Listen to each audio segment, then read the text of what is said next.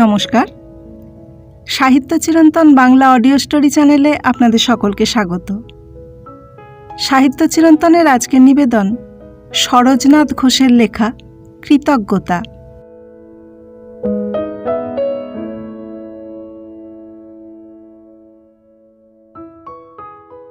বিধুভূষণকে যারা জানত তাদের সকলেই এক বাক্যে বলতো যে তার বড় জোর কপাল।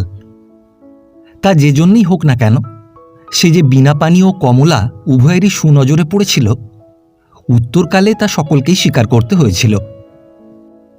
অত্যন্ত কৃশকায় বিধুভূষণ 14 বছর বয়সে যখন জমিদার রাধামাধব চৌধুরীর গৃহজামাতার আসন অলঙ্কৃত করেছিল, তখন কেউ স্বপ্নেও ভাবেনি যে এই ক্ষীণ স্বাস্থ্য বালক কলকাতা বিশ্ববিদ্যালয়ের রূপ সমুদ্রের পরীক্ষার পর্বত প্রমাণ ঢেউগুলি ভেঙে অনায়াসে অপর পারে উত্তীর্ণ হবে।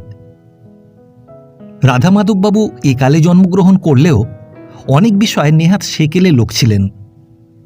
অল্প বয়সে কন্যার বিবাহ দিয়ে কুলীন ও নাবালক জামাতাকে গৃহে রেখে তাকে মানুষ করে তোলার দিকে তার বড় ঝোঁক ছিল। হাল সভ্যতা তাকে এ বিষয়ে মোটেই কাবু করতে পারেনি। তাই তিনি পিতৃমাতৃহীন কুলীন বিধুভূষণকে জামাতার পদে বরণ করে নিয়েছিলেন। কাঁচা সোনার মতো বর্ণ ও অটুট কৌলিন্য মর্যাদা ব্যতীত বিধুভূষণের গর্ব করবার আর কিছুই ছিল না। রাধামাধববাবু এই দুটি গুণের জন্যই তাকে মনোনীত করেছিলেন। বিবাহের পর শ্বশুরালয়েই বিধুভূষণ দিন যাপন করছিল। তার অন্যান্য আত্মীয় স্বজন ভেবেছিলেন রাজভোগে থেকে ও ক্রমোদ্ভিন্ন যৌবনা সুন্দরী পত্নীর সাহচর্যে তার লেখাপড়া শিখে মানুষ হওয়া অত্যন্তই অসম্ভব ব্যাপার। কিন্তু যথাসময়ে সে যখন অবলীলাক্রমে প্রবেশিকা পরীক্ষায় উত্তীর্ণ হয়ে কলেজে এফএ পড়তে আরম্ভ করল এবং নাকের ওপর সোনার চশমা এঁটে দৃষ্টিকে ঊর্ধ্বগামী করে দিল, তখন বাধ্য হয়ে সকলেই তার তারিফ করতে লাগল। কলেজে পড়বার সময় বিধুভূষণ শ্বশুরমশাইকে বুঝিয়ে দিল যে হিন্দু হোস্টেলে থেকেই প্রেসিডেন্সি কলেজে পড়া ঠিক, নইলে লেখাপড়ার অনেক ব্যাঘাত ঘটবার সম্ভাবনা।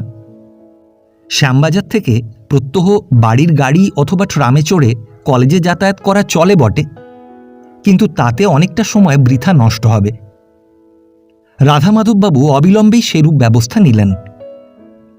জামাতাকে মানুষ করে তোলাই তার বিশেষ লক্ষ্য ছিল, সুতরাং তার কোনো সাধ তিনি অপূর্ণ রাখলেন না। অন্যান্য ধনীর সন্তানেরা হোস্টেলে থেকে যেমন স্বচ্ছন্দে কলেজ জীবন যাপন করে, রাধামাধববাবু নিজ জামাতার জন্য তেমনই ব্যবস্থা করে দিয়েছিলেন। তিনি তাকে পর্যাপ্ত অর্থ সাহায্যই করতেন। বিধুভূষণও রীতিমতো উঁচু চালে চলত। অর্থ মানুষকে অনেক সময় পথভ্রান্ত করে, এ কথা একেবারেই অস্বীকার করবার উপায় নেই। প্রয়োজনাতিরিক্ত অর্থ হাতে থাকায় বিধুভূষণ যে প্রকৃতই বিপথে চলেছিল সে সম্বন্ধে কারো কারো সন্দেহ থাকলেও এক শ্রেণীর লোক রটনা করে দিল যে যৌবন সুলভ চাপল্যবশত বিধুভূষণ একটু ভিন্ন পথে চলেছে। ক্রমশ কথাটা রাধামাধববাবুর কানে উঠল। বিধুভূষণ প্রায় নিষিদ্ধ স্থানে যাতায়াত করে থাকে এবং কালোচিত সভ্যতার অনুমোদিত আনুষঙ্গিক নানাবিধ পান ও ভোজনে ক্রমশ দক্ষ হয়ে উঠছে, এ সংবাদ আর গোপন রইল না। উপায়ান্তর না দেখে বিষয়বুদ্ধিতে পরিপক্ক রাধামাধব ক্রমশ বিধুভূষণের মাসোহারার টাকা কমিয়ে দিলেন। যে পরিমাণ টাকা না হলে হোস্টেলের খরচ চলে না, শুধু ততটুকু সাহায্যই করতে লাগলেন। বিধুভূষণ শ্বশুরের এই ব্যবহারে মর্মান্তিক চটে গিয়েছিল। এ অপমানের স্মৃতি সে জীবনে ভুলল না। কয়েক বছরের চেষ্টায় বিশ্ববিদ্যালয়ের উচ্চতম উপাধি ও নির্মাল্য লাভ করে বিধুভূষণ কলকাতার কোনো কলেজে অধ্যাপনার কাজ জোগাড় করে নিল। তারপর একদিন সহসা সে রাধামাধববাবুর নামে আদালতে চুক্তিভঙ্গের দাবি দিয়ে নালিশ রুজু করে দিল। এজন্য তার মনে বিন্দুমাত্র অনুতাপ জন্মেছিল কিনা সে সংবাদ কারো জানা নেই। তবে জামাতার এরূপ ব্যবহারে মর্মাহত হয়ে অপমান ও লাঞ্ছনার দায় থেকে উদ্ধার পাওয়ার জন্যই বিধুভূষণের দাবির 2000 টাকা যখন রাধামাধব মিটিয়ে দিয়েছিলেন, তখন বিধুভূষণের স্বভাবগম্ভীর মুখমণ্ডলে যে হাস্যরেখা বিকশিত হয়েছিল তা অনেকেরই চোখে পড়েছিল।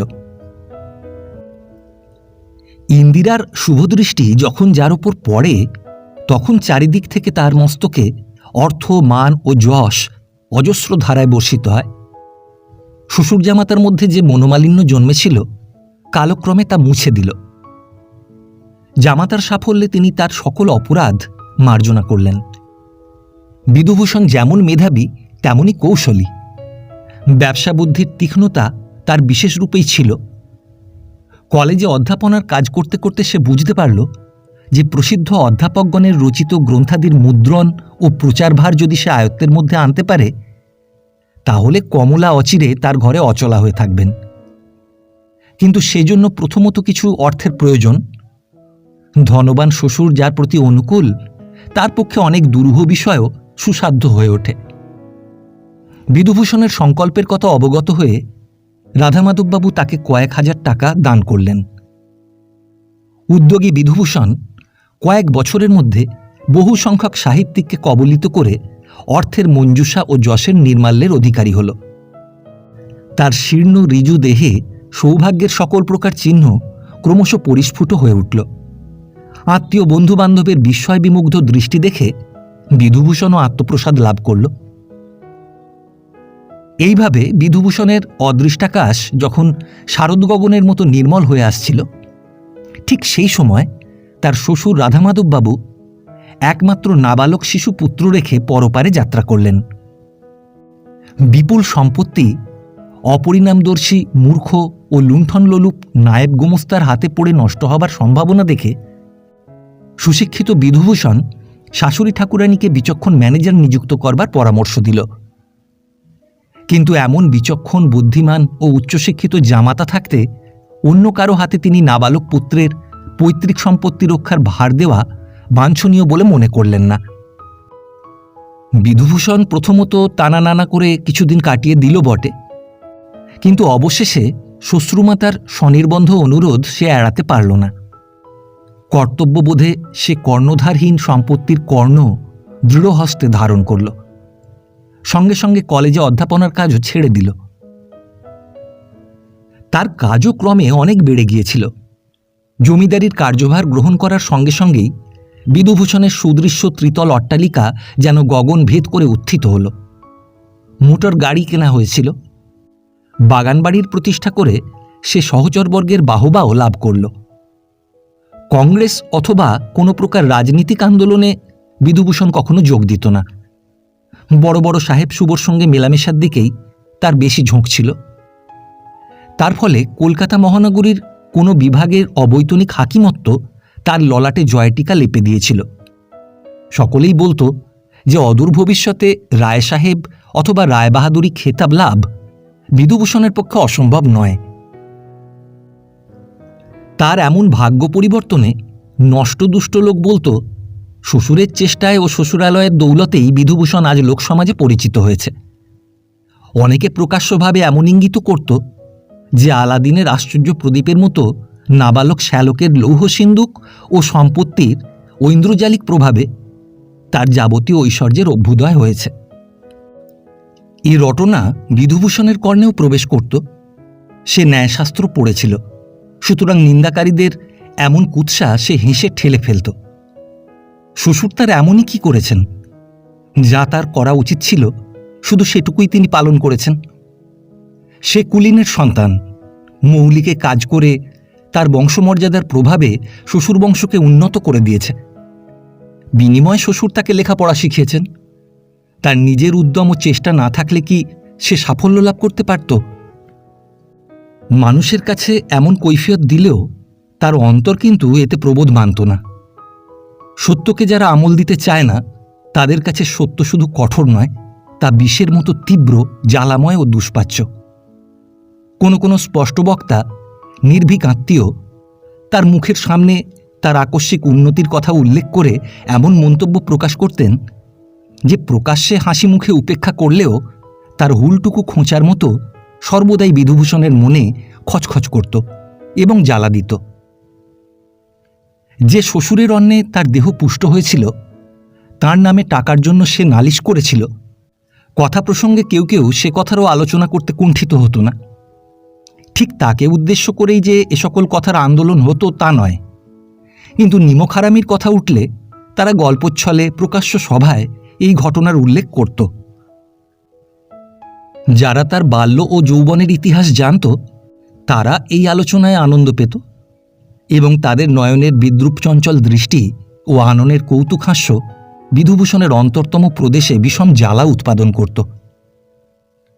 এই সকল প্রকাশ্য ও অপ্রকাশ্য আলোচনার ফলে শ্বশুরকুলের প্রতি বিধুভূষণের চিত্ত শুধু বিরূপ নয়, বিদ্বেষে ভরে উঠেছিল। নিজের পুস্তকের ব্যবসা, হাকিমি ও অন্যান্য নানাবিধ কার্যে সর্বদা বিশেষ বিব্রত থাকতে হয় বলে বোধহয় বিধুভূষণ নাবালক শ্যালকের বিষয় সম্পত্তি রক্ষার ও পরিচালনের সুবন্দোবস্ত করতে পারেননি।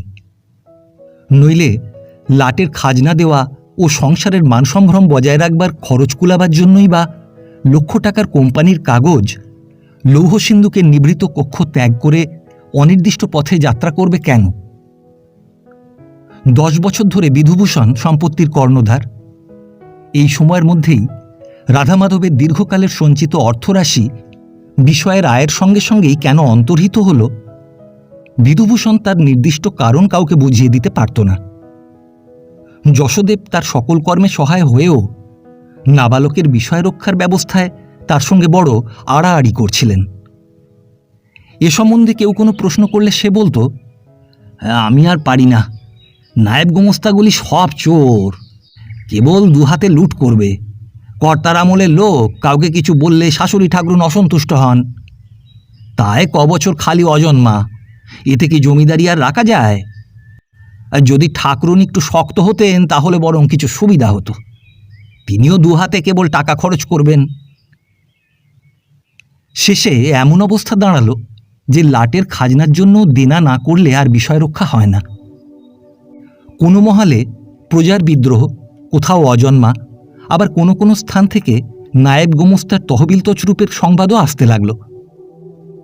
বিধুভূষণ ইতিমধ্যে কোনো কোনো মহলের পুরনো কর্মচারীদের বরখাস্ত করে সেই স্থানে নিজের নির্বাচিত বিশ্বস্ত লোক নিযুক্ত করেছিল, কিন্তু তাতেও কোনো সুফল দেখা গেল না।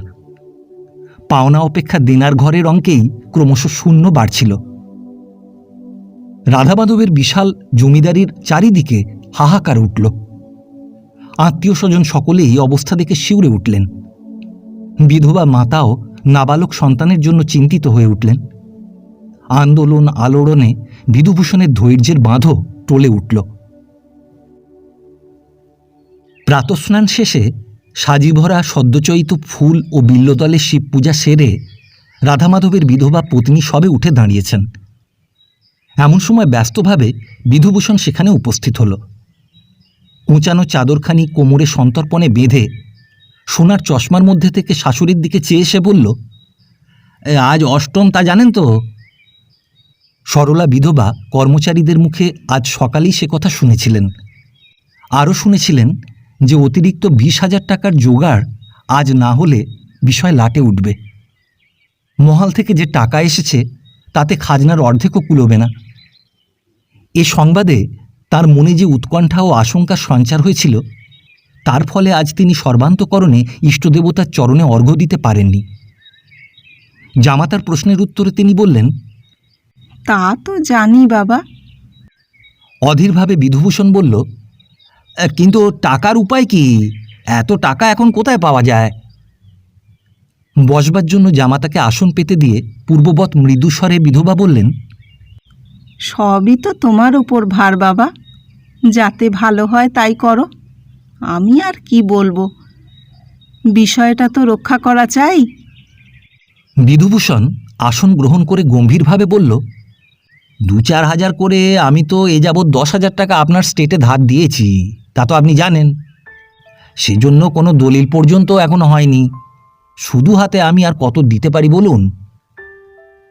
আজ প্রাতে সদরের কর্মচারীরা মনিব ঠাকুরানীকে ইঙ্গিতে জানিয়েছিল যে জামাইবাবু ছাড়া এই বিপদের সময় এখন এত টাকা আর কেউ দিতে পারবে না। স্বস্তির নিঃশ্বাস ফেলে কর্ত্রী ঠাকুরানী বললেন, এ সময় তুমি সাহায্য না করলে চলবে কেন? সবই তো তোমার ওপর নির্ভর। যেমন করেই হোক না কেন লাটের খাজনা দিতেই হবে। বিধুভূষণ কিছুকাল চিন্তা করে বলল, আমার কাছে অবশ্য আরও 20,000 টাকা আছে, কিন্তু শুধু হাতে আমার যথাসর্বস্ব তো দিতে পারি না। পরিণামে কোনো গোলযোগ ঘটলে আমি গরিব মানুষ, মারা যাব। সুতরাং যদি ওই উত্তর পরগনাটা বন্ধক রাখেন তবেই আমি টাকাটা জোগাড় করে দিতে পারি। বিধবা শিউরে উঠলেন। স্বামীর কাছে তিনি শুনেছিলেন উত্তর পরগনা তাঁদের যাবতীয় সম্পত্তির মধ্যে লাভবান ও উৎকৃষ্ট। সেই সম্পত্তি সর্বাগ্রেই বন্ধক দিতে হবে। উপায় কি? শিরে সংক্রান্তি, বিষয় রক্ষা করতেই হবে, সুতরাং গত্যন্তর নেই। প্রাচীর গাত্রে পরলোকগত স্বামীর তৈলচিত্র দুলছিল। বিধবা অশ্রুসিক্ত নয়নে তার দিকে চাইলেন। এমন সময় 11 বছরের নাবালক পুত্র রমেশ মাস্টারের কবল থেকে সে বেলার মতো মুক্তিলাভ করে নাচতে নাচতে মায়ের কাছে ছুটে এলো। অপাঙ্গে ভগ্নিপতির প্রতি দৃষ্টিপাত করে সে বলল, মা, আমায় একটা কলের গান কিনে দিতে হবে। অলক্ষ্যে নয়নাশ্রু মুছে জননী সস্নেহে পুত্রকে বুকে টেনে নিলেন। কষ্টে কণ্ঠস্বর সংযত করে বললেন, আচ্ছা বাবা। বিধুভূষণ নীরস কণ্ঠে বলল, এই সকল বাজে খরচ বন্ধ না করায় আজ এমন অবস্থা হয়েছে। আপনি তো মোটে বোঝেন না। বিধবা একটি দীর্ঘশ্বাস ত্যাগ করলেন। সত্যি কি তাঁরই অপব্যয় আজ স্বামীর পরিত্যক্ত সম্পত্তির এই দুর্দশা? বিধুভূষণ অধীরভাবে বলল, আর সময় নেই, কি করতে চান বলুন। বন্ধক যদি দিতে আপত্তি থাকে। রমেশ জননী ব্যগ্রকণ্ঠে বললেন, না বাবা, তুমি যা ব্যবস্থা করে দেবে তাই হবে। আমার বল বুদ্ধি ভরসা সবই তুমি। বিধুভূষণ দ্রুত চঞ্চল চরণে নিচে নেমে গেল। অষ্টম রক্ষা হল। সে যাত্রা বিষয়ে লাটে উঠল না। রাধামাধববাবুর পত্নী নাবালক পুত্রের অভিভাবিকা ও সমগ্র সম্পত্তির অছি ছিলেন। সেই অধিকারে তিনি 30,000 টাকায় উত্তর পরগনা জামাতার কাছে বন্ধক রাখলেন। যথারীতি দলিলাদি সম্পাদিত হল। নিজ মুখে কিছু প্রকাশ না করলেও বিধুভূষণের অনুগ্রহভাজনেরা চারিদিকে তার এই মহত্বের কথা প্রচার করে দিল। বিংশ শতাব্দীতে কে এমন আছে যে শ্যালকের বিষয় রক্ষার জন্য 30,000 টাকা দিয়ে থাকে? কিন্তু বাঙালি জাতি, বিশেষত বিধুভূষণের আত্মীয় স্বজন, তার এই উদারতা মহিমা উপলব্ধি করতে পারল না। বরং এই ব্যাপারে তার স্বার্থপরতা ও কৃতজ্ঞতা আত্মপ্রকাশ করেছে বলে তার শ্বশুরালয়ের সংশ্লিষ্ট আত্মীয় স্বজন মত প্রকাশ করতে লাগলেন। রাধামাধববাবুর পত্নীর বিষয়বুদ্ধি কোনো কালেই তেমন তীক্ষ্ণ ছিল না। তিনি অত্যন্ত সরলা ও সহজ বিশ্বাসী ছিলেন। সংসারের কুটিলতা, স্বার্থপরতা কোনোদিন তার পবিত্র চরিত্রকে কলঙ্কমলিন করতে পারেনি। কৃতবিদ্য জামাতার উপর তার অগাধ বিশ্বাস ছিল। ইচ্ছাপূর্বক সে যে কোনোদিন তার নাবালক পুত্রের অনিষ্ট করবে, এ আশঙ্কা কোনোদিন তার মনে উদিত হয়নি। স্বামীর আমলের স্বর্ণপ্রসূ সম্পত্তি ক্রমশ ঋণজালে জড়িত হয়ে পড়ছে, এ চিন্তা তাঁর চিত্তকে ব্যথিত ও শঙ্কিত করে তুলেছিল সত্য, কিন্তু তার জন্য তিনি বিধুভূষণকে অপরাধী মনে করতে পারেননি। রাধামাধবের শ্রাদ্ধোপলক্ষে অজস্র অর্থ ব্যয়িত হয়েছিল, তা তিনি জানতেন। সঞ্চিত অর্থের পরিমাণ তাতে অনেকটা হ্রাস পেয়েছিল। তারপর উপর্যুপরি বিষয় সংক্রান্ত কয়েকটি গুরুতর মোকদ্দমায় জলের মতো টাকা ব্যয় হবার সংবাদও তাঁর অজ্ঞাত ছিল না। মহালে অজন্মা ও প্রজাবিদ্রোহ ঘটছে, এ সম্বন্ধে বহু কাহিনী তার কানে প্রবেশ করেছিল। সুতরাং এ সকলের জন্য বিধুভূষণকে নিমিত্তভাগী না করে তিনি নিজের ভাগ্যেরই দোষ দিতেন। কিন্তু যেদিন 30,000 টাকায় সর্বাপেক্ষা মূল্যবান ও উৎকৃষ্ট বিষয়টি বিধুভূষণ বন্ধক রেখে অষ্টমের কার্যনির্বাহ করল, সেদিন বিধবার হৃদয়ে বিষম আঘাত লাগল। তাঁরই অন্নে পুষ্ট, অর্থে প্রতিপালিত, সুশিক্ষিত জামাতা বিষয় রক্ষার জন্য শ্রেষ্ঠ তালুকটি বন্ধক রেখে টাকা দিল। এই চিন্তা তার স্নেহপরায়ণ মাতৃহৃদয়কে অত্যন্ত ব্যথিত করল। মনকে তিনি আর কোনো মতেই প্রবোধ দিতে পারলেন না। জামাতার প্রতি তার একান্ত নির্ভরতা, অটল বিশ্বাস বিষম ধাক্কা খেয়ে চঞ্চল ও অধীর হয়ে উঠল। সঙ্গে সঙ্গে অন্যান্য আত্মীয় স্বজনের তীব্র সমালোচনা ও মন্তব্য শুনতে শুনতে তার বিশ্বাস ও ধৈর্যের বাঁধ ভাঙবার উপক্রম হল। নাবালক পুত্রের ভবিষ্যৎ ভেবে বিধবা মাতা অত্যন্ত শঙ্কিত হলেন। যে রক্ষক সেই যখন ভক্ষকের বৃত্তি অবলম্বন করেছে, তখন আর মুক্তির সম্ভাবনা কোথায়? কয়েকটি বিশিষ্ট আত্মীয়ের পরামর্শে অবশেষে শঙ্কিতা নারী গোপনে স্বামীর কোনো বিচক্ষণ বন্ধুর হাতে সম্পত্তি রক্ষার সম্পূর্ণ ভার অর্পণ করলেন। বিধুভূষণ যখন এ সংবাদ পেল, তখন ক্রোধে, ক্ষোভে ও আক্রোশে তার চিত্ত পরিপূর্ণ হয়ে উঠল। শ্বশুরকুলের উদ্দেশ্যে তখন সে যে অভিসম্পাত করল, তা শুনে স্বয়ং অন্তর্যামী বোধহয় শিউরে উঠে থাকবেন। প্রৌঢ় চট্টোপাধ্যায় মশাই পর্দার বাইরে দণ্ডায়মানা দাসীকে বললেন, কর্ত্রী ঠাকুরানীকে জিজ্ঞাসা করো, ওই জামাইবাবুর আমলের হিসাবপত্রের কি করা যাবে? দাসী মনিব ঠাকুরানীর শিক্ষামতো উত্তরে বলল, মা বলছেন আপনার কথা তিনি বুঝতে পারছেন না। প্রৌঢ় ম্যানেজার তখন কণ্ঠস্বর আরও পরিষ্কার করে নিয়ে বললেন, যে বিধুভূষণের সময়ের হিসাবপত্র দেখে বোঝা যাচ্ছে যে হিসাব নিকাশ করলে বিধুভূষণের কাছে লক্ষাধিক টাকা পাওনা হবে। এতগুলি টাকার ব্যবস্থা করা তো চাই। তিনি জামাতা বাবাজির সঙ্গে এ বিষয়ে আলাপ করে বুঝেছেন, যদিও এই টাকা হিসাব নিকাশে বের হয়, তার জন্য তিনি দায়ী নন এবং এক কপর্দকও তিনি দিতে বাধ্য নন। বিধুভূষণ অত্যন্ত বিরক্ত হয়েছেন এবং বলেছেন, তিনি নিজে যে টাকা ধার দিয়েছেন তা শীঘ্র সুদ সমেত শোধ করতে না পারলে তিনি উপায়ান্তর অবলম্বন করবেন। কিন্তু স্টেটের এতগুলি টাকার কি হবে? বিধবা দাসীর দ্বারা বলালেন, তা সে যদি না মানে তাহলে আর উপায় কি? চট্টোপাধ্যায় বললেন, হ্যাঁ, উপায় আছে বই কি।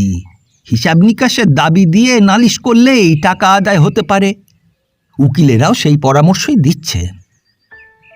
যবনিকার অন্তরালে বিধবা শিউরে উঠলেন। জামাতা, যাকে পেটের সন্তানের মতো এতকাল মানুষ করেছেন, তার নামে নালিশ! দাসীকে দিয়ে তিনি বলালেন যে এমন কাজ তাঁর দ্বারা হবে না। যদি সে টাকা ভেঙেই থাকে, কোনো উপায় নেই। এর জন্য তিনি আদালতে যেতে পারবেন না, কখনোই না। ম্যানেজার অনেক প্রকার যুক্তিতর্কের অবতারণা করলেন, কিন্তু তিনি কোনো কথায় কর্ণপাত করলেন না। অবশেষে চট্টোপাধ্যায় মশাই বললেন, এই এতগুলি টাকা ছেড়ে দেবেন কেন? তিনি তো আপনাকে রেহাই দিচ্ছেন না। আমি সংবাদ পেয়েছি বিধুবাবু তার প্রাপ্য গণ্ডা আদায় করবার জন্য ইতিমধ্যেই আদালতের আশ্রয় নিয়েছেন। আমরা আরও কিছুদিন অপেক্ষা করতে বলেছিলাম, কিন্তু দেখছি তিনি তা শোনেননি। যবনিকা একবার দুলে উঠল। ম্যানেজারের কানে একটা চাপা দীর্ঘশ্বাসের শব্দ প্রবেশ করল। দাসী মনিবের শিক্ষামতো বলল, মা বলছেন তার ধর্ম তাকে যেমন বলেছে সে তাই করেছে, কিন্তু আমি তার নামে নালিশ করতে পারবো না। অদৃষ্টে যা আছে তাই হবে। ক্ষুণ্ণ মনে ম্যানেজার বিদায় নিলেন। সাবালক হয়ে রমেশ যেদিন জমিদারির কাজকর্ম দেখতে আরম্ভ করল, তার মাসখানেক পরে একদিন সহসা বিধুভূষণ শ্বশুরালয়ে পদধূলি দিল।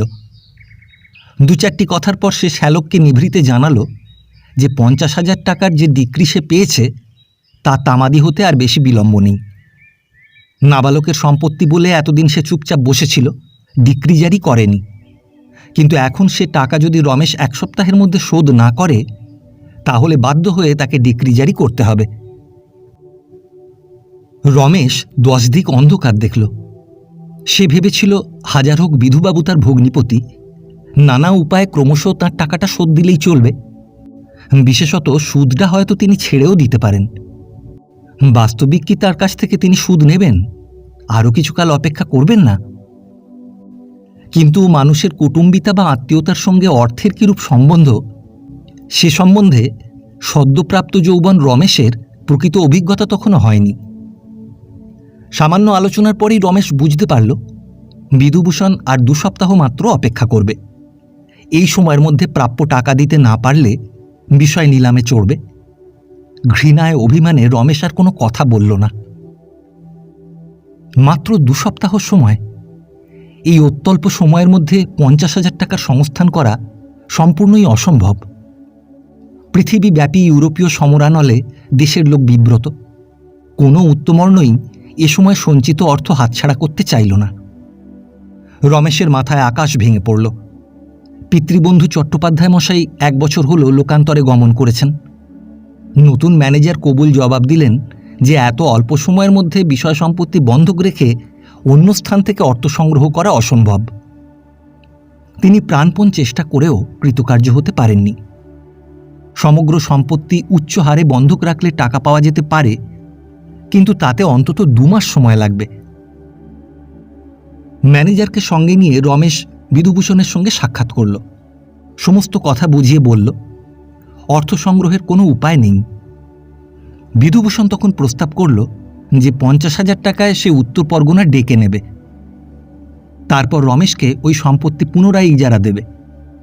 শ্যালকের সম্পত্তি গ্রাস করবার তার অভিপ্রায় নেই। ক্রমে ক্রমে যদি রমেশ তার সমস্ত টাকা শোধ দিতে পারে, তখন ওই সম্পত্তি সে পুনরায় ফিরে পাবে। রমেশ সানন্দে এই প্রস্তাবের অনুমোদন করল। হাজার হোক, বিধুভূষণ তার ভগ্নিপতি, সত্যিই কি সে তাকে ভাসিয়ে দিতে পারে? অনেকটা নিশ্চিন্ত মনে সে গৃহে ফিরে এলো। নিলামঘরের মধ্যে থেকে ঘরমাক্ত কলেবরে বের হয়ে বিধুভূষণ একটা স্বস্তির নিঃশ্বাস ত্যাগ করল। তখন যদি কেউ তাকে নিরীক্ষণ করত, তাহলে তার নয়নের জয়োল্লাসজনিত উৎকট দীপ্তি দেখে চমৎকৃত হতো। রুমালে মুখ মুছে সে যেমন পেছনে ফিরবে, অমনি প্রবীণ উকিল বিশ্বনাথের সঙ্গে তার দৃষ্টি বিনিময় ঘটল। বিশ্বনাথ বহুদিন থেকেই তার শ্বশুরের সম্পত্তির যাবতীয় মামলা মোকদ্দমার তদবির করে আসছেন। বিধুভূষণের ইতিহাস তিনি ভালো রকমই জানতেন। বিধুভূষণ পাশ কাটিয়ে চলে যাবার উপক্রম করলে বিশ্বনাথ বললেন, কি বিধুবাবু, কেমন আছো? পালাচ্ছ কেন? রুমালে আবার মুখ মুছে বিধুভূষণ বলল, অমনি একরকম আছি। আপনার সব ভালো তো? একটা বিশেষ কাজ আছে, আমি... হ্যাঁ, তা জানি। আজ তোমার নিঃশ্বাস ফেলবার সময় নেই, কিন্তু কাজটা কি ভালো হলো? বিধুভূষণ থমকে দাঁড়িয়ে বলল, কেন, মন্দ কাজটা কি হলো? শ্লেষ ভরে বিশ্বনাথ বললেন, না, এ আর মন্দ কাজ কি? ওই 30,000-এ শ্বশুরের উত্তর পরগনা নিলাম করিয়ে নিলে বাকি 20,000 টাকার জন্য আবার অন্য সম্পত্তি ক্রোক দেবে, তা এটা আর মন্দ কাজ কি? কিন্তু আমার অগোচর কিছুই তো নেই। এই এত পাপ, এত অধর্ম ভগবান সইবেন কি? বিরক্তি ভরে বিধুভূষণ বলল, ভদ্রলোকের সঙ্গে কিভাবে কথা বলতে হয় আপনি ভুলে গেছেন দেখছি। প্রাপ্য টাকা আদায় করা কি অধর্ম? আপনি কি মনে করেন দানছত্র খোলবার জন্য আমি টাকা রোজগার করছি? বিধুভূষণের কণ্ঠস্বরে আকৃষ্ট হয়ে আরও কতিপয় উকিল সেখানে এসে দাঁড়িয়েছিলেন। বিশ্বনাথ আর আত্মসম্বরণ করতে না পেরে তীব্র স্বরে বললেন, দেখো বিধুবাবু, তোমার রোজগারের কথা আর গলাবাজি করে কারো কাছে বলো না। অনাথা, বিধবা ও নাবালকের সর্বনাশ করে যারা অর্থোপার্জন করে, তাদের মুখ দর্শন করাও পাপ। ভেবেছিলাম তুমি উচ্চশিক্ষিত ভদ্র সন্তান, অন্তত সেজন্য এতটুকু চক্ষু লজ্জা তোমার থাকা উচিত ছিল। তোমার বই বেচার ইতিহাসও আমি জানি। নাবালকের সম্পত্তির কি দুর্দশা করেছ, তাও কারো জানতে বাকি নেই। তোমার সঙ্গে কথা কইতেও ঘৃণা হচ্ছে। তোমার কৃতজ্ঞতা ও অধর্মের পুরস্কার এই ঘোর কলিতেও তুমি একদিন পাবে, এ কথা আমি বলে রাখলাম। দারুণ ঘৃণা ভরে মুখ ফিরিয়ে উকিলবাবু চলে গেলেন। চারিদিক থেকে একটা বিদ্রূপ ও টিটকিরির অনুচ্চ ধ্বনি উঠছে। এটি শুনতে পেয়ে বিধুভূষণও দ্রুত পদে চলে গেল। বহুদিনের ঈপ্সিত ফল লাভে আজ বিধুভূষণের আনন্দ ও উল্লাস রাখবার স্থান ছিল না। এতদিন সকলেই তাকে যার অন্নদাস বলে বিদ্রূপ করে এসেছে, আজ সেই শ্বশুরের বংশধরের সম্পত্তির কিয়দংশের সে মালিক। প্রয়োজন হলে শ্যালক তার কাছ থেকে উক্ত সম্পত্তি ইজারা নিয়ে তারই প্রজা হবে। অতএব এতদিনে তার সাধনা কতকটা সার্থক হয়েছে। শ্বশুর বংশের প্রতি তার যে বিদ্বেষ জন্মেছিল, এতদিনে তার কতকটা উপশম হল। কিন্তু বিশ্বনাথ উকিলের কথাগুলি থেকে থেকে তার বুকের মধ্যে খোঁচা মারছিল। মনটাকে প্রসন্ন করবার অভিপ্রায় বিধুভূষণ মোটর হাঁকিয়ে তার চিত্তবিশ্রামে চলে গেল। অপরাহ্নের ছায়া যখন চারিদিকে ছড়িয়ে পড়ছিল, তখন বাড়ি ফেরবার কথা তার স্মরণ হল। তার অনুগ্রহভাজন সহচরেরা আজকের শুভ সংবাদ জানবার জন্য তার গৃহে হয়তো এতক্ষণে সমবেত হয়েছে। ব্যগ্রভাবে তারা তার প্রতীক্ষায় বসে আছে। 2-1 দিনের মধ্যে একটা বৃহৎ ভোজেরও যে আয়োজন করতে হবে, এ কথাটাও বিধুভূষণের মনে ক্ষণে ক্ষণে উদিত হতে লাগল। সে আর কালবিলম্ব না করে গৃহাভিমুখে ফিরল। মোটর যখন তার বাড়ির ফটকের মধ্যে দিয়ে গাড়ি বারান্দার নিচে এসে থামল, তখন সন্ধ্যার অন্ধকার ঘনিয়ে এসেছে। বৈঠকখানা ঘরে আলো জ্বলছে, বহু লোক তার প্রতীক্ষা করছে। তাও সে চকিতে দেখতে পেল, কিন্তু অন্য দিনের মতো আজ উচ্চ হাস্য পরিহাসের শব্দ তার কানে প্রবেশ করছে না কেন? গাড়ি থেকে নামামাত্র বাড়ির সরকার তার সামনে পড়ল। তার মুখে আশঙ্কা ও উদ্বেগের চিহ্ন দেখেই বিধুভূষণ থমকে দাঁড়াল। প্রশ্নবোধক দৃষ্টিতে তার দিকে চাইল। সরকার বলল, বাবু, আপনি কোথায় ছিলেন? আদালতে আপনাকে খুঁজে পাইনি। এই ছোটবাবুর ভারী অসুখ, কলেরা। অকস্মাৎ বিধুভূষণের সমস্ত দেহ থরথর করে কেঁপে উঠল। কলেরা? তার একমাত্র বংশধর, যার জন্য সে এত আয়োজন করে রাখছে, সে কি তবে তাকে ফেলে চলে যাবার উপক্রম করছে? কোনো দিকে না চেয়ে বিধুভূষণ লাফাতে লাফাতে সিঁড়ি অতিক্রম করে ওপরে উঠল। দাসদাসীরা শঙ্কামলিন মুখে দূরে সরে দাঁড়াল। বিধুভূষণ সামনের কক্ষে উন্মাদের মতো প্রবেশ করল। গৃহমধ্যে ভূমিতলে তার বংশপ্রদীপ, আদরের দুলাল, 18 বছরের ফণীভূষণ শায়িত। গৃহমধ্যে আরও কয়েকটি মনুষ্যমূর্তি রয়েছে বটে, কিন্তু বিধুভূষণের দৃষ্টি তখন এমন আচ্ছন্ন যে সে কাউকে সে সময় চিনে উঠতে পারল না। ধপ করে সে ভূমিতলে বসে পড়ল।